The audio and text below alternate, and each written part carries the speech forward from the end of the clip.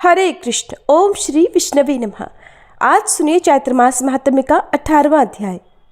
शेष जी कहते हैं कि मुने, रणभूमि में पड़े हुए वीर शत्रुघ्न ने क्षण भर में मूर्छा त्याग दी और अन्य बलवान वीर भी जो मूर्छित थे जीवित हो गए। शत्रुघ्न ने देखा, अश्वमेध यज्ञ का अश्व सामने खड़ा हुआ है, मेरे मस्तक का मुकुट गायब है और मरी हुई सेना भी जी उठी है।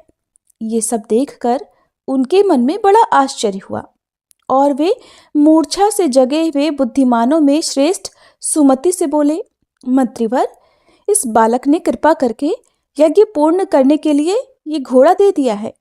अब हम लोग जल्दी ही श्री रघुनाथ जी के पास चलते हैं, वे घोड़े के आने की प्रतीक्षा कर रहे होंगे। ऐसा कहकर शत्रुघ्न जी अपने रथ पर जा बैठे और घोड़े को साथ लेकर बड़ी तेजी से उस आश्रम से दूर चले गए। भेरी और शंख की आवाज अब बंद थी। उनके पीछे पीछे विशाल चतुरंगिणी सेना चली जा रही थी। तरंग मालाओं से सुशोभित गंगा नदी को पार करके उन्होंने अपने राज्य में प्रवेश किया, जो आत्मीय जनों के रहने से शोभा पा रहा था। शत्रुघ्न मणिमय रथ पर बैठे महान कोदंड धारण किए हुए जा रहे थे। उनके साथ भरत कुमार पुष्कल और राजा सुरथ भी थे। चलते चलते क्रमशः वे अपनी नगरी अयोध्या में जा पहुंचे, जो सूर्यवंशी क्षत्रियों से सुशोभित थी। वहां अनेकों ऊंची ऊंची पताकाएं फहराकर उस नगर की शोभा बढ़ा रही थी। दुर्ग के कारण उसकी सुषमा और भी बढ़ गई थी। श्री रामचंद्र जी ने जब सुना कि महात्मा शत्रुघ्न और वीर पुष्कल के साथ अश्व आ पहुंचा, तब उन्हें बड़ी प्रसन्नता हुई और बलवानों में श्रेष्ठ भाई लक्ष्मण को उन्होंने शत्रुघ्न के पास भेजा। लक्ष्मण सेना के साथ जाकर प्रवास से आए हुए भाई शत्रुघ्न से बड़ी प्रसन्नता के साथ मिले। शत्रुघ्न का शरीर अनेकों घावों से सुशोभित था। उन्होंने कुशल पूछी और तरह तरह की बातें की। उनसे मिलकर शत्रुघ्न को बड़ी प्रसन्नता हुई। महामना लक्ष्मण ने भाई शत्रुघ्न के साथ अपने रथ पर बैठकर विशाल सेना सहित नगर में प्रवेश किया। श्री रघुनाथ जी शत्रुघ्न को पुष्कल के साथ आते देख अपने आनंद को रोक नहीं सके। वे अपने अश्वरक्षक बंधु से मिलने के लिए जैसे ही खड़े हुए, वैसे ही भ्रातृभक्त शत्रुघ्न उनके चरणों में गिर पड़े। घाव के चिन्हों से सुशोभित अपने विनयशील भाई को पैरों पर पड़ा देख श्री रामचंद्र जी ने उन्हें प्रेम पूर्वक उठाकर अपनी भुजाओं में कस लिया और उनके मस्तक पर हर्ष के आंसू गिराते हुए परमानंद में निमग्न हो गए। उस समय उन्हें जितनी प्रसन्नता हुई वह वाणी से परे है, उसका वर्णन ही नहीं हो सकता। इसके बाद पुष्कल ने विनय से विह्वल होकर भगवान के चरणों में प्रणाम किया। उन्हें अपने चरणों में पड़ा देख श्री रघुनाथ जी ने गोद में उठा लिया और कसकर छाती से लगा लिया। इसी प्रकार हनुमान, सुग्रीव, अंगद, लक्ष्मीनिधि, प्रतापाग्रह, सुबाहु, सुमद, विमल, नीलरत्न, सत्यवान, वीरमणि, श्री राम भक्त सुरथ और अन्य बड़भागी स्नेहियों और चरणों में पड़े हुए राजाओं को श्री रघुनाथ जी ने अपने हृदय से लगाया। सुमति भी भक्तों पर अनुग्रह करने वाले श्री रघुनाथ जी का गाढ़ आलिंगन करके प्रसन्नता से उनके सामने खड़े हो गए। तब वक्ताओं में श्रेष्ठ श्री रामचंद्र जी पास आए हुए अपने मंत्री की ओर देखकर बड़ी प्रसन्नता से बोले, मंत्रीवर, बताओ ये कौन कौन से राजा हैं और ये सब लोग यहाँ कैसे बधारे हैं? अपना अश्व कहाँ कहाँ गया? किसने किसने उसे पकड़ा और मेरे महान बलशाली बंधु ने किस प्रकार उनको छुड़ाया? तब सुमति ने कहा, भगवान, आप तो सर्वज्ञ हैं, भला आपके सामने आज मैं इन सब बातों का वर्णन कैसे करूं? आप सबके दृष्टा हैं, सब कुछ जानते हैं, तो भी लौकिक रीति का आश्रय लेकर मुझसे पूछ रहे हैं। फिर भी मैं सदा की तरह आपकी आज्ञा शिरोधार्य करके कहता हूं, सुनिए। स्वामिन, आप समस्त राजाओं के शिरोमणि हैं। आपकी कृपा से आपके अश्व ने, जो भालपत्र के कारण बड़ी शोभा पा रहा था, इस पृथ्वी पर चारों ओर भ्रमण किया। प्रायः कोई भी ऐसा राजा नहीं निकला जिसने अपने मान और बल के घमंड में आकर अश्व को पकड़ा हो। सब ने अपना अपना राज्य समर्पण करके आपके चरणों में मस्तक झुकाया। भला विजय की इच्छा रखने वाला कौन ऐसा राजा होगा जो राक्षस राज रावण के प्राण हंता श्री रघुनाथ जी के श्रेष्ठ अश्व को पकड़ सके? प्रभु, आपका मनोहर अश्व चारों ओर घूमता हुआ अहिच्छत्रा नगरी में जा पहुंचा। वहां के राजा सुमद ने जब सुना कि श्री रामचंद्र जी का अश्व आया है तो उन्होंने सेना और पुत्रों के साथ आकर अपना सारा अकंटक राज्य आपकी सेवा में समर्पित कर दिया। ये है राजा सुमद, जो बड़े बड़े राजा प्रभुओं के सेव्य आपके चरणों में प्रणाम करते हैं। इनके हृदय में बहुत दिनों से आपके दर्शन की अभिलाषा थी। प्रभु, आज अपनी कृपा दृष्टि से इन्हें अनुग्रहित कीजिए। अहिच्छत्रा नगरी से आगे बढ़ने पर वह अश्व राजा सुबाहु के नगर में गया, जो सब प्रकार के बल से संपन्न है। वहां राजकुमार दमन ने उस श्रेष्ठ अश्व को पकड़ लिया। फिर तो युद्ध छिड़ा और पुष्कल ने सुबाहु पुत्र को मूर्छित करके विजय प्राप्त की। तब महाराज सुबाहु भी क्रोध में भरकर रणभूमि में आए और पवन कुमार हनुमान जी से बलपूर्वक युद्ध करने लगे। उनका ज्ञान शाप से विलुप्त हो गया था। हनुमान जी के चरण प्रहार से उनका शाप दूर हुआ और वे अपने खोए हुए ज्ञान को पाकर अपना सब कुछ आपकी सेवा में अर्पण करके अश्व के रक्षक बन गए। ये ऊंचे रील डोल वाले राजा सुबाहु हैं जो आपको नमस्कार करते हैं। प्रभु, ये युद्ध की कला में बड़े निपुण हैं। आप अपनी दया दृष्टि से देखकर इनके ऊपर स्नेह की वर्षा कीजिए। इसके बाद अपना यज्ञ संबंधी अश्व देवपुर में गया, जो भगवान शिव का निवास स्थान होने के कारण अत्यंत शोभा पा रहा था। वहां का हाल तो आप जानते ही हैं, क्योंकि स्वयं आपने पदार्पण किया था। इसके बाद विद्युन्माली दैत्य का वध किया गया। उसके बाद राजा सत्यवान हम लोगों से मिले। महामते, वहां से आगे जाने पर कुंडल नगर में राजा सूरत के साथ जो युद्ध हुआ उसका हाल भी आपको पता ही है। कुंडल नगर से छूटने पर अपना अश्व सब और बेखटके विचरता रहा। किसी ने भी अपने पराक्रम और बल के घमंड में आकर उसे पकड़ने का नाम नहीं लिया। नरश्रेष्ठ, इसके बाद लौटते समय जब आपका मनोरम अश्व महर्षि वाल्मीकि के रमणीय आश्रम पर पहुंचा, तब वहां जो कौतुक हुआ उसको अब ध्यान देकर सुनिए। महाराज, वहां एक 16 वर्ष का बालक आया, जो रूप रंग में बिल्कुल आपके ही समान था। वह बलवानों में श्रेष्ठ था। उसने भालपत्र से चिन्हित अश्व को देखा और उसे पकड़ लिया। वहां सेनापति कालजित ने उसके साथ घोर युद्ध किया, किंतु उस वीर बालक ने अपनी तीखी तलवार से सेनापति का काम तमाम कर दिया। फिर उस वीर शिरोमणि ने पुष्कल आदि अनेकों बलवानों को युद्ध में मार गिराया और शत्रुघ्न को भी मूर्छित कर दिया। तब राजा शत्रुघ्न ने अपने हृदय में दुख का अनुभव करके क्रोध किया और बलवानों में श्रेष्ठ उस वीर को मूर्छित कर दिया। शत्रुघ्न के द्वारा जैसे ही वह बालक मूर्छित हुआ, वैसे ही उसी के आकार का एक दूसरा बालक वहां पहुंचा। फिर तो उसने और इसने भी एक दूसरे का सहारा पाकर आपकी सारी सेना का संहार कर डाला। मूर्छित हुए सभी वीरों के अस्त्र और आभूषण उतार लिए। फिर सुग्रीव और हनुमान, इन 2 वानरों को उन्होंने पकड़कर बांध लिया और इन्हें वे अपने आश्रम पर ले गए। फिर कृपा करके उन्होंने स्वयं ही वह यज्ञ का महान अश्व लौटा दिया और मरी हुई समस्त सेना को भी जीवन दान दे दिया। इसके बाद घोड़ा लेकर हम लोग आपके पास आ गए। बस इतनी ही बातें मुझे ज्ञात हैं प्रभु, जिन्हें मैंने आपके सामने प्रकट कर दिया। शेष जी कहते हैं, मुने, सुमति ने जो वाल्मीकि मुनि के आश्रम पर रहने वाले 2 बालकों के बारे में बताया, उसे सुनकर श्री रामचंद्र जी समझ गए कि वे दोनों मेरे ही पुत्र हैं। तो भी उन्होंने अपने यज्ञ में पधारे हुए महर्षि वाल्मीकि से पूछा, मुनिवर, आपके आश्रम पर मेरे समान रूप धारण करने वाले 2 महाबली बालक कौन हैं? वहां किस लिए रहते हैं? सुनने में आया है वे धनुर्विद्या में बड़े प्रवीण हैं। अमात्य के मुख से उनका वर्णन सुनकर मुझे बड़ा आश्चर्य हो रहा है। मुनिवर, वे कैसे बालक हैं जिन्होंने खेल ही खेल में शत्रुघ्न को भी मूर्छित कर दिया और हनुमान जी को भी बांध लिया था। महर्षि, कृपा करके उन बालकों का सारा चरित्र सुनाइए। तब वाल्मीकि जी ने कहा, प्रभु आप तो अंतर्यामी हैं, मनुष्यों के संबंध की हर एक बात का ज्ञान आपको भला क्यों नहीं होगा?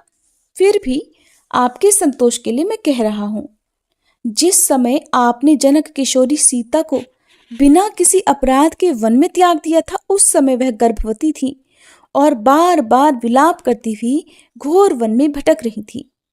परम पवित्र जनक किशोरी को दुख से आतुर होकर कुर्री की तरह रोती बिलखती देखकर मैं उन्हें अपने आश्रम पर ले गया। मुनियों के बालकों ने उनके रहने के लिए एक बड़ी सुंदर कुटिया तैयार कर दी। उसी में उनके 2 पुत्र उत्पन्न हुए, जो अपनी कांति से 10 दिशाओं को प्रकाशित कर रहे थे। उनमें से एक का नाम मैंने कुश रख दिया और दूसरे का लव। वे दोनों बालक शुक्ल पक्ष के चंद्रमा की तरह वहां प्रतिदिन बढ़ने लगे। समय समय पर उनके उपनयन आदि जो जो आवश्यक संस्कार थे उनको भी मैंने संपन्न किया और उन्हें अंगों सहित संपूर्ण वेदों का अध्ययन कराया। इसके सिवा आयुर्वेद, धनुर्वेद और शस्त्र विद्या आदि सभी शास्त्रों की उनके रहस्यों सहित शिक्षा भी दी। इस प्रकार संपूर्ण शास्त्रों का ज्ञान कराकर मैंने उनके मस्तक पर हाथ रखा। वे दोनों संगीत में भी बड़े निपुण हुए। उन्हें देखकर सब लोगों को विस्मय होने लगा। षडज, मध्यम, गांधार आदि स्वरों की विद्या में उन्होंने बड़ी कुशलता प्राप्त की। उनकी ऐसी योग्यता देखकर मैं प्रतिदिन उनसे परम मनोहर रामायण काव्य का गान कराया करता हूँ। भविष्य ज्ञान की शक्ति होने के कारण इस रामायण को मैंने पहले ही बना रखा था। मृदंग, पणव, यंत्र और वीणा आदि बाजे बजाने में भी वे दोनों बालक बड़े ही चतुर हैं। वन वन में घूमकर रामायण गाते हुए वे मृग और पक्षियों को भी मोहित कर लेते हैं। श्री राम, उन बालकों के गीत का माधुर्य अद्भुत है। एक दिन उनका संगीत सुनने के लिए वरुण देवता उन दोनों बालकों को विभावरीपुरी में ले गए। उनकी अवस्था, उनका रूप सभी मनोहर है। वे गान विद्या रूपी समुद्र के पारगामी हैं। लोकपाल वरुण के आदेश से उन्होंने मधुर स्वर में आपके परम सुंदर, मृदु और पवित्र चरित्र का गान किया। वरुण ने दूसरे दूसरे गायकों और अपने समस्त परिवार के साथ सुना। मित्र देवता भी उनके साथ थे। रघुनंदन, आपका चरित्र सुधा से भी अधिक सरस और स्वादिष्ट है। उसे सुनते सुनते मित्र और वरुण की तृप्ति नहीं हुई। इसके बाद मैं भी उत्तम वरुण लोक में गया। वहां वरुण ने प्रेम से अभिभूत होकर मेरी पूजा की। वे उन दोनों बालकों के गाने बजाने की विद्या, अवस्था और गुणों से बहुत प्रसन्न थे। उस समय उन्होंने सीता जी के संबंध में आपसे कहने के लिए मुझसे इस प्रकार बातचीत की कि सीता जी पतिव्रताओं में अग्रगण्य हैं। वे शील, रूप और अवस्था सभी सद्गुणों से संपन्न हैं। उन्होंने वीर पुत्रों को जन्म दिया है। वे बड़ी सौभाग्यशालिनी है, बिल्कुल भी त्याग करने के योग्य नहीं है। उनका चरित्र सदा से ही पवित्र है। इस बात के हम सभी देवता साक्षी हैं। जो लोग सीता जी के चरणों का चिंतन करते हैं उन्हें तत्काल सिद्धि प्राप्त होती है। सीता जी के संकल्प मात्र से ही संसार की सृष्टि, स्थिति और लय आदि कार्य होते हैं। श्री राम, आपकी जानकी ही स्वर्ग, मोक्ष, तप और दान है। ब्रह्मा, शिव तथा हम सभी लोकपालों को वे ही उत्पन्न करती हैं। आप संपूर्ण जगत के पिता और सीता सबकी माता हैं। आप सर्वज्ञ हैं, साक्षात भगवान हैं। इसलिए आप भी इस बात को जानते हैं कि सीता जी नित्य शुद्ध हैं। वे आपको प्राणों से भी बढ़कर प्रिय हैं। इसलिए जनक किशोरी सीता को शुद्ध और अपनी प्रिया जानकर आप सदा उनका आदर करें। प्रभु, आपका यह सीता जी का किसी शाप के कारण पराभव नहीं हो सकता। मुनिश्रेष्ठ वाल्मीकि जी, मेरी ये सारी बातें आप साक्षात महाराज श्री रामचंद्र जी से कहिएगा। इस प्रकार सीता जी को स्वीकार करने के संबंध में वरुण ने भी मुझसे अपना विचार प्रकट किया था। इसी तरह अन्य सब लोकपालों ने भी अपनी अपनी सहमति दी है। देवता, असुर और गंधर्व सबने कौतूहलवश आपके पुत्रों के मुख से रामायण का गान सुना है। सुनकर सभी प्रसन्न ही हुए हैं। इन्होंने आपके पुत्रों की भी बड़ी प्रशंसा की है। उन दोनों बालकों ने अपने रूप, गान, अवस्था और गुणों के द्वारा तीनों लोगों को मोह लिया है। सीता जी ने आपकी मरी हुई सेना को जिलाकर उसे प्राण दान दिया है। इससे सब लोगों को उनकी शुद्धि पर विश्वास हो गया है। ये लोगों की प्रतीति के लिए प्रत्यक्ष प्रमाण है। ये प्रसंग पतित पुरुषों को भी पावन बनाने वाला है। मानद, सीता की शुद्धि के विषय में न तो आपसे कोई बात छिपी है, न हम लोगों से और न देवताओं से ही। केवल साधारण लोगों को ही कुछ भ्रम हो गया था, किंतु इन सारी घटनाओं से वह भी अवश्य दूर हो गया। शेष जी कहते हैं, मुने, भगवान श्री राम यद्यपि सर्वज्ञ हैं, तो भी जब वाल्मीकि जी ने उन्हें इस प्रकार समझाया तो वे उनकी स्तुति और नमस्कार करके लक्ष्मण जी से बोले, तात, तुम सुमित्र सहित रथ पर बैठकर धर्मचारिणी सीता को पुत्रों सहित ले आने के लिए अभी जाओ। वहां मेरे और मुनि के इन वचनों को सुनाना और सीता जी को समझा बुझाकर जल्दी ही अयोध्यापुरी में ले आना। लक्ष्मण जी ने कहा कि प्रभु, मैं अभी जाऊंगा। अगर आप सब लोगों का प्रिय संदेश सुनकर महारानी सीता जी यहाँ पधारेंगी तो समझूंगा मेरी यात्रा सफल हो गई। श्री रामचंद्र जी से ऐसा कहकर लक्ष्मण उनकी आज्ञा से रथ पर बैठे और मुनि के एक शिष्य तथा सुमित्र को साथ लेकर आश्रम पर गए। रास्ते में ये सोचते जाते कि भगवती सीता को किस प्रकार प्रसन्न करना चाहिए। ऐसा विचार करने से उनके हृदय में कभी प्रसन्नता होती तो कभी संकोच होता। वे दोनों भावों के बीच की स्थिति में थे। इसी अवस्था में वे सीता जी के आश्रम पर जा पहुंचे, जो उनके परिश्रम को दूर करने वाला था, क्योंकि भगवान श्री राम की आज्ञा से ही लक्ष्मण जी सीता जी को वन में छोड़कर आए थे और आज वे उन्हें वापस अयोध्यापुरी में ले जाने के लिए आए थे। वहां लक्ष्मण जी रथ से उतरकर सीता जी के समीप गए और आंखों में आंसू भरकर बोले, आर्य, पूजनीय, भगवती, कल्याणमयी, इस प्रकार के संबोधनों का बार बार उच्चारण करते हुए वे उनके चरणों में गिर पड़े। भगवती सीता ने वात्सल्य प्रेम से विह्वल होकर लक्ष्मण को उठाया और इस प्रकार पूछा, सौम्य, मुनिजनों को प्रिय लगने वाले तुम इस वन में कैसे आए? बताओ। माता कौशल्या के गर्भरूपी शुक्ति से जो मौक्तिक के रूप में प्रकट हुए हैं, वे मेरे आराध्य देव श्री रघुनाथ जी तो कुशल से हैं ना? देवर, उन्होंने अकीर्ति से डरकर तुम्हें मेरे परित्याग का काम सौंपा था। अगर इससे भी संसार में उनकी निर्मल कीर्ति का विस्तार हो सके तो मुझे संतोष ही होगा। मैं अपने प्राण देकर भी पतिदेव के सुयश को स्थिर रखना चाहती हूँ। उन्होंने मुझे त्याग दिया है, तो भी मैंने उनका थोड़ी देर के लिए भी कभी त्याग नहीं किया है। निरंतर उन्हीं का चिंतन करती रहती हूँ। मेरे ऊपर सदा कृपा रखने वाली माता कौशल्या को तो कोई कष्ट नहीं है ना? वे कुशल से तो है ना? भरत आदि भाई भी सकुशल तो है ना?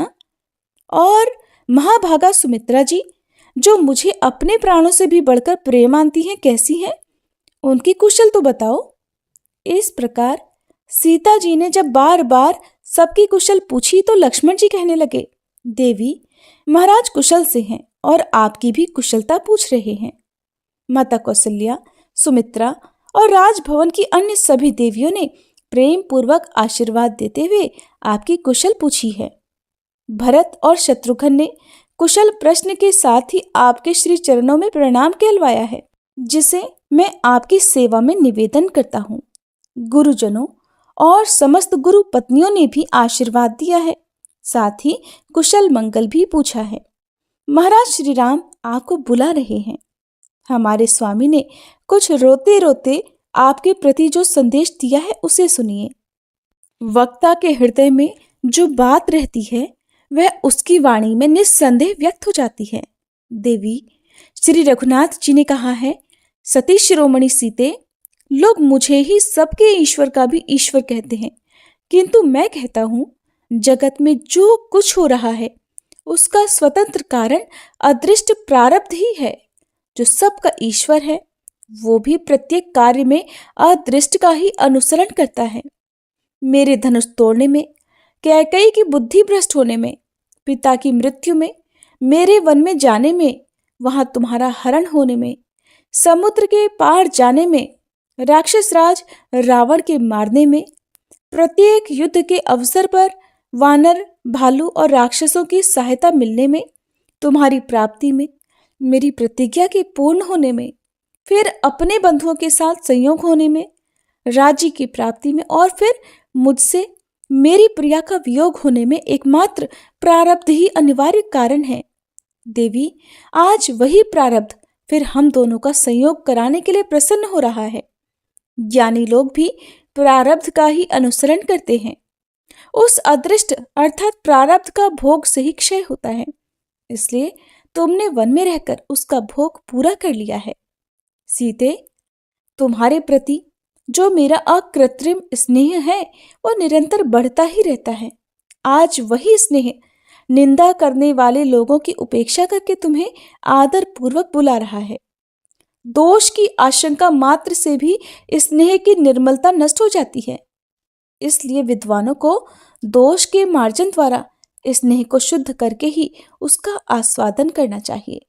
कल्याणी, तुम्हें वन में भेजकर मैंने तुम्हारे प्रति अपने स्नेह की शुद्धि ही की है, इसलिए तुम्हें इस विषय में कोई अन्यथा विचार नहीं करना चाहिए। मैंने तुम्हारा त्याग किया है, तुम्हें ऐसा नहीं मानना चाहिए। शिष्ट पुरुषों के मार्ग का अनुसरण करके मैंने निंदा करने वाले लोगों की भी रक्षा ही की है। देवी, हम दोनों की जो निंदा की गई है, इससे हमारी तो प्रत्येक अवस्था में शुद्धि ही होगी, किंतु ये मूर्ख लोग जो महापुरुषों के चरित्र को लेकर निंदा करते हैं, इससे वे स्वयं ही नष्ट हो जाएंगे। हम दोनों की कीर्ति उज्जवल है, हम दोनों का स्नेह रस उज्जवल है, हम लोगों के वंश उज्जवल हैं और हमारे संपूर्ण कर्म भी उज्जवल हैं। इस पृथ्वी पर जो हम दोनों की कीर्ति का गान करने वाले पुरुष हैं, वे भी उज्जवल रहेंगे। वे जो हम दोनों के प्रति भक्ति रखते हैं, इस संसार सागर से पार हो जाएंगे। इस प्रकार आपके गुणों से प्रसन्न होकर श्री रघुनाथ जी ने ये संदेश दिया है। इसलिए अब आप अपने पतिदेव के चरण कमलों का दर्शन करने के लिए अपने मन को उनके प्रति सदैव बनाइए। महारानी, आपके दोनों कुमार हाथी पर बैठकर आगे आगे चलें, आप शिविका में आरूढ़ होकर मध्य में रहें और मैं आपके पीछे पीछे चलूं। इस तरह आप अपनी पूरी अयोध्या में पधारिए। वहां चलकर जब आप अपने प्रियतम श्री राम से मिलेंगी, उस समय यज्ञशाला में सब ओर से आई हुई संपूर्ण राज महिलाओं को, समस्त ऋषि पत्नियों को तथा माता कौशल्या को भी बड़ा आनंद होगा। तरह तरह के बाजे बजेंगे, मंगल गान होंगे और अन्य ऐसे ही समारोहों के द्वारा आज आपके शुभागमन का महान उत्सव मनाया जाएगा।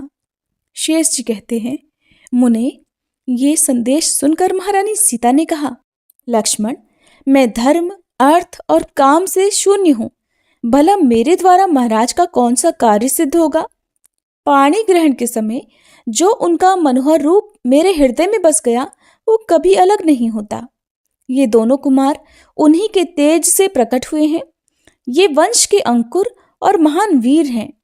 इन्होंने धनुर्विद्या में विशिष्ट योग्यता प्राप्त की है। इन्हें पिता के पास ले जाकर यत्न पूर्वक इनका लालन पालन करना।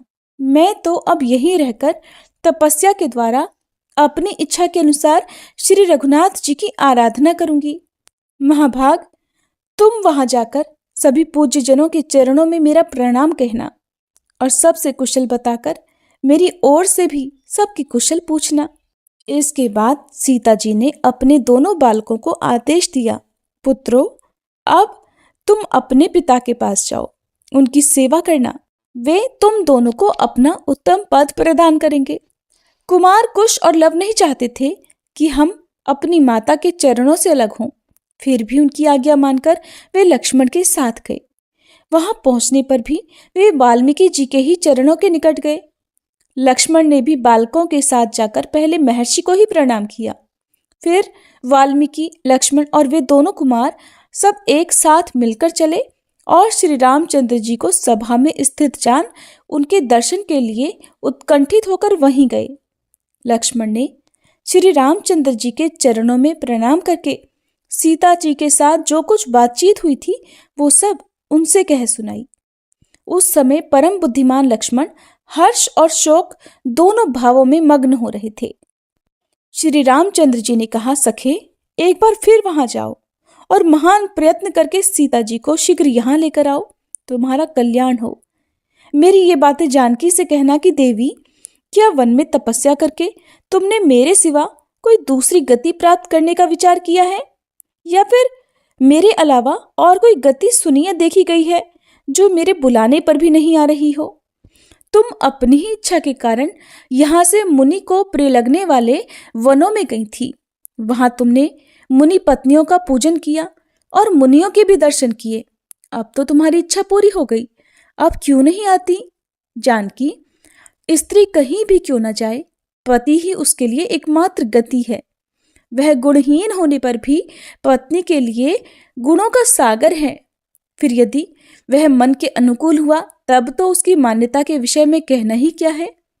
उत्तम कुल की स्त्रियां जो जो कार्य करती हैं वो सब पति को संतुष्ट करने के लिए ही होता है। परंतु मैं तो तुम पर पहले से ही विशेष संतुष्ट हूं और इस समय वह संतोष और भी बढ़ गया है। त्याग, जप, तप, दान, व्रत, तीर्थ और दया आदि सभी साधन मेरे प्रसन्न होने पर ही सफल होते हैं।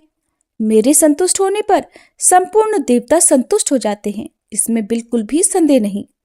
लक्ष्मण ने कहा, भगवन, सीता जी को ले आने के उद्देश्य से प्रसन्न होकर आपने जो जो बातें कही हैं वो सब मैं उन्हें विनय पूर्वक सुनाऊंगा। ऐसा कहकर लक्ष्मण ने श्री रघुनाथ जी के चरणों में प्रणाम किया और अत्यंत वेगशाली रथ पर सवार होकर वे तुरंत माता सीता के आश्रम पर चल दिए। इसके बाद वाल्मीकि जी ने श्री रामचंद्र जी के दोनों पुत्रों की ओर, जो परम शोभायमान और अत्यंत तेजस्वी थे, देखा और थोड़ा मुस्कुराकर कहा, वत्स, तुम दोनों वीणा बजाते हुए मधुर स्वर से श्री रामचंद्र जी के अद्भुत चरित्र का गान करो। महर्षि के इस प्रकार आज्ञा देने पर उन बड़भागी बालकों ने महान पुण्यदायक श्री राम चरित्र का गान किया, जो सुंदर वाक्यों और उत्तम पदों में चित्रित हुआ था, जिसमें धर्म की साक्षात विधि, पातिव्रत्य के उपदेश, महान भ्रातृ स्नेह और उत्तम गुरु भक्ति का वर्णन है। जहाँ स्वामी और सेवक की नीति मूर्तिमान दिखाई देती है और जिसमें साक्षात श्री रघुनाथ जी के हाथ से पापाचारियों को दंड मिलने का वर्णन है। बालकों के उस गान से सारा जगत मुग्ध हो गया। स्वर्ग के देवता भी विस्मय में पड़ गए। किन्नर भी वह गान सुनकर मूर्छित हो गए। श्री राम आदि सभी राजा नेत्रों से आनंद के आंसू बहाने लगे। वे गीत के पंचम स्वर का आलाप सुनकर ऐसे मोहित हुए कि हिलडुल नहीं सकते थे, चित्र लिखित से जान पड़ते थे। इसके बाद महर्षि वाल्मीकि ने कुश और लव से कृपा पूर्वक कहा, वत्स, तुम लोग नीति के विद्वानों में श्रेष्ठ हो, अपने पिता को पहचानो। ये श्री रघुनाथ जी तुम्हारे पिता हैं, इनके प्रति पुत्रोचित बर्ताव करो। मुनि का ये वचन सुनकर दोनों बालक विनीत भाव से पिता के चरणों में लग गए। माता की भक्ति के कारण उन दोनों के हृदय अत्यंत निर्मल हो गए थे। श्री रामचंद्र जी ने अत्यंत प्रसन्न होकर अपने उन दोनों बालकों को छाती से लगा लिया। उस समय उन्होंने ऐसा माना कि मेरा धर्म ही इन दोनों पुत्रों के रूप में मूर्तिमान होकर उपस्थित हुआ है। शेष जी कहते हैं, वात्स्यायन जी, सभा में बैठे हुए लोगों ने भी श्री रामचंद्र जी के पुत्रों का मनोहर मुख देखकर जानकी जी की पति भक्ति को सत्य माना। शेष जी के मुख से इतनी कथा सुनकर वात्स्यायन जी को संपूर्ण धर्मों से युक्त रामायण के विषय में कुछ सुनने की इच्छा हुई।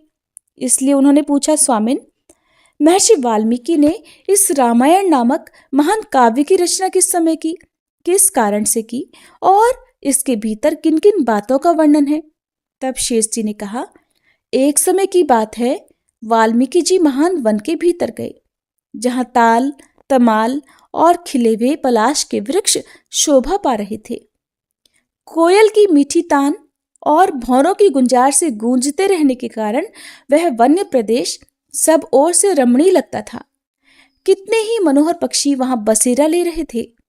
महर्षि जहां खड़े थे उसके पास ही दो सुंदर क्रोच पक्षी काम बाण से पीड़ित होकर रमण कर रहे थे। दोनों में परस्पर स्नेह था और दोनों एक दूसरे के संपर्क में रहकर अत्यंत हर्ष का अनुभव करते थे।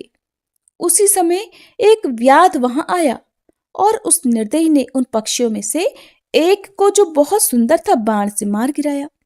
ये देखकर मुनि को बड़ा क्रोध आया और उन्होंने सरिता का पावन जल हाथ में लेकर क्रोच की हत्या करने वाले उस निषाद को शाप दे डाला।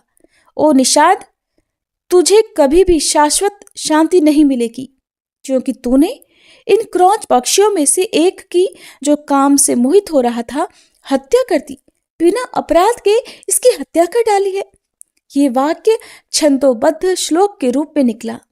इसे सुनकर मुनि के शिष्यों ने प्रसन्न होकर कहा, स्वामिन, आपने शाप देने के लिए जिस वाक्य का प्रयोग किया है उसमें सरस्वती देवी ने श्लोक का विस्तार किया है। मुनिश्रेष्ठ, ये वाक्य अत्यंत मनोहर श्लोक बन गया है। उस समय महर्षि वाल्मीकि जी के मन में भी बड़ी प्रसन्नता हुई। उसी अवसर पर ब्रह्मा जी ने आकर वाल्मीकि जी से कहा, मुनीश्वर, तुम धन्य हो।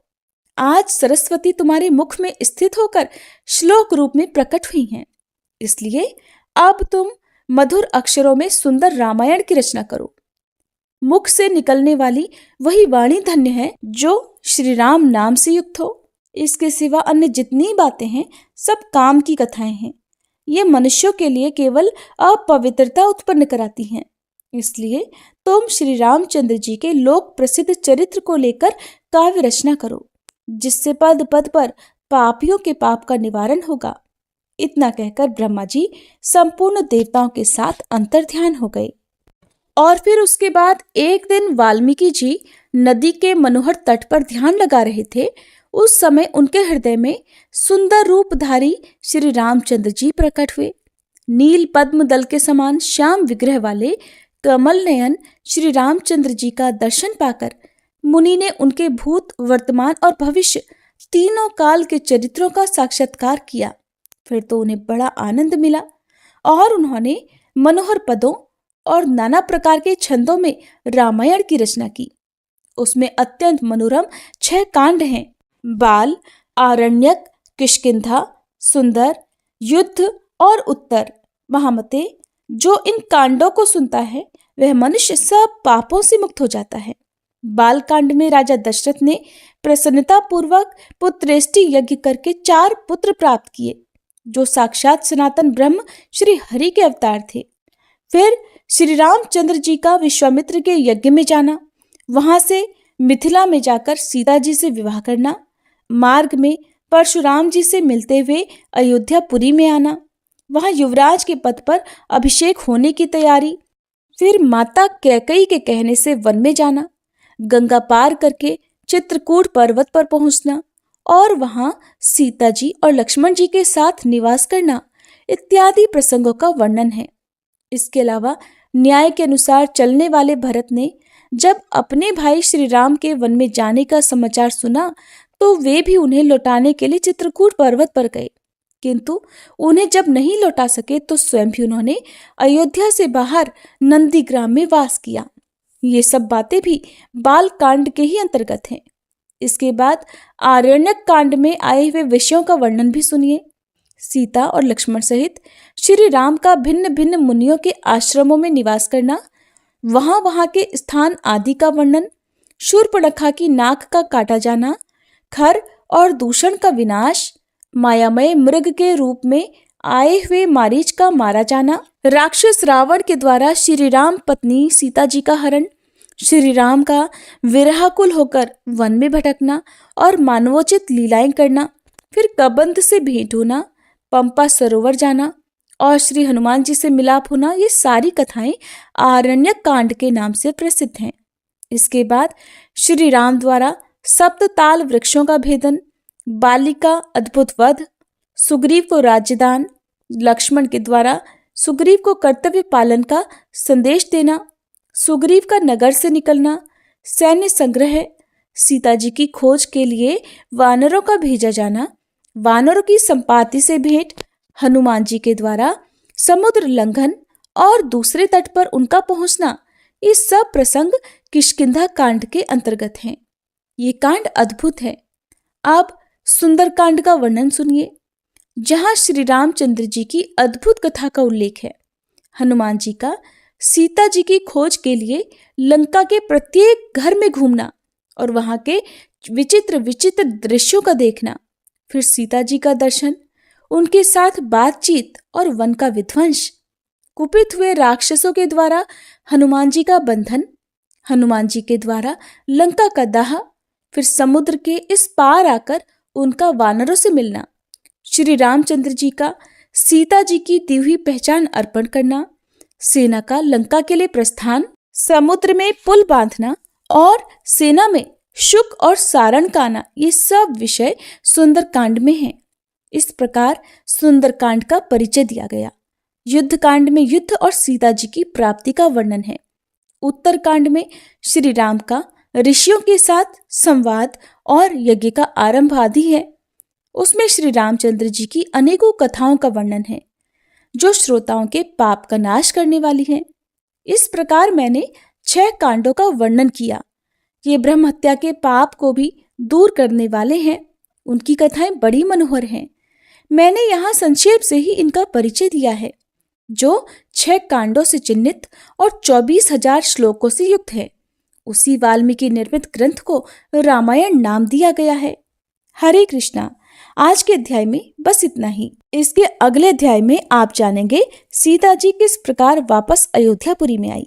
उम्मीद है आज का ये वृतांत आप सबको बहुत पसंद आया होगा।